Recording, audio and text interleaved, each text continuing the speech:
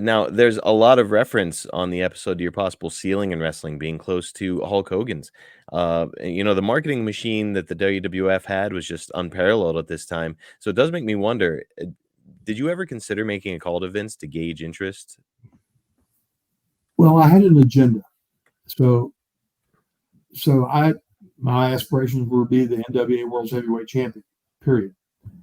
And I would not have veered from that path until I accomplished that goal. Ah, And now I've told people that, had the Crockett's, had money been mismanaged and Crockett still found themselves in a place that they couldn't keep the company going, I have no doubt that I would have been talking to him, because I wasn't cut out of that sheet of cloth to have done real well with the TBS group of people that were running that company. I've created some newsworthy items that they wouldn't have enjoyed reporting on. so now I know that you mentioned that you wanted to be the champion and then kind of get out before you hit your late 30s. Do you think that Vince could have convinced you to hang around a little bit longer with some of the big money he was putting out? Yeah, I think that if I saw the opportunity and I could wrap my head around it, because I mean, frankly, we were going down a road depicting such violent encounters that that it, so and when I started out, I was the nice little arm drag drop kick baby face that did nice middle of the card entertain you kind of thing, and I realized soon, and that it started in Mid South, that if you're a main event guy, they want to see you kick somebody's ass. They don't really care about all the scientific stuff. And so I really enjoyed that. And I was really leaning hard into that direction of my career. I didn't want to turn heel, but I just wanted to be a rougher, rugged, brawling type babyface character.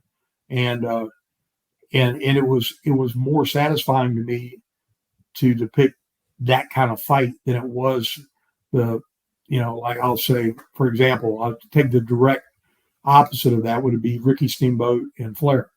One of the greatest matches of all time, with poetry in motion, fluid, graceful, just unbelievable.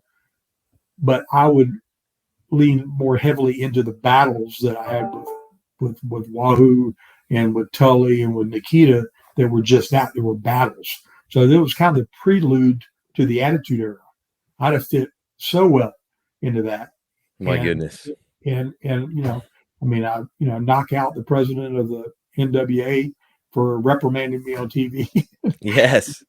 And I really felt good in that kind of vibe, in that story. Maybe it is something I could have done that longer, probably, than all the crazy bumps and other things that other people had to do. It would probably made my career have a longer chance of being successful, with the style change.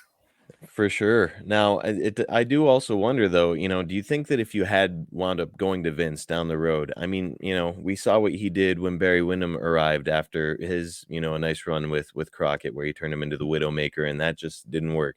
Dusty comes in and he puts him in polka dots. Do you think that Vince could have done Magnum TA justice in his territory? I think he could have made me crazy big, because the thing of it is so you had Hogan and you had Randy and Brett and of course Shawn Michaels, who's still one of the best ever.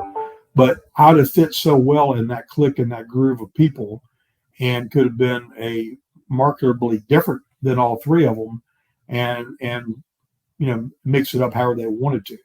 Because the thing is, my whole deal was the believability factor, and like a Bret Hart was like that too, but he was more still the scientific wrestler type, contest type thing. Because he'd done something like that, and I would have wanted to stomp him in the head or something.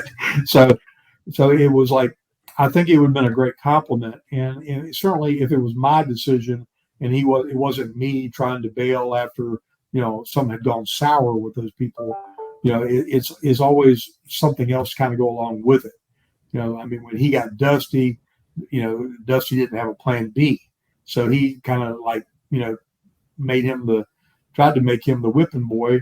And Dusty was so smart, he turned it around and got it over anyway. The polka dots became, a big deal. And Yep. I promise he made a lot of money with those polka dots on, even if he didn't like them. But anyway, yeah, I think that would certainly have been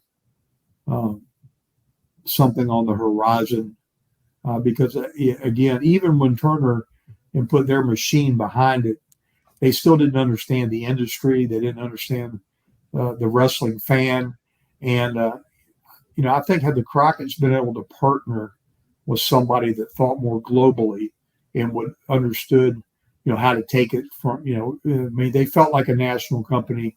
We were wrestling. I wrestled in every major city in the United States because of the power of that television, TBS, but all the other things that go along with that help support the company and make more revenue for the performers themselves, they were missing out on a whole stream of things. It's just a shame because it was a family owned business and they truly cared about with their talent and the best group of guys I've ever worked with in my life. I mean, David and I, every time I see him, I go back in time and it's just like, I never had one hard feeling ever, not one time with anybody in that group. I mean, it was family all from the word go.